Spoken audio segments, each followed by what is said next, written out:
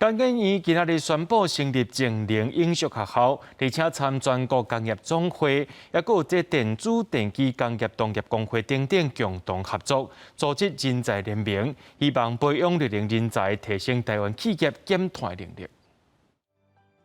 全世界目前拢希望找到会使替代高排碳的能源，达成2050零排碳的目标。根据联合国国际劳工组织估计，2030年全球会增加2400万个相关的工作机会。这站工研院上准这点，希望甲相关产业跨外来合作，培育产业减碳所需要的人才。第一个当然从供给端来看，那就是说有近邻的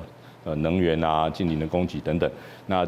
另外一方面就是从需求端来看，希望我们能提高能源的效率，那这个节能减碳。培育计划是对上基础的零排减碳、到专业技术训练以及管理能力，培养出协助企业快速找到零排碳解决方式的能力。减碳实务及技术导向为教学重点的绿领人才培训系统，正是我们业界所迫切需要的。工研院表示，透过联盟结合大家的智慧，袂使强化下产业的交流，以减碳技术做重点，提升台湾产业界的能力，迎接全球零排碳的挑战。记者杜君和新竹报道。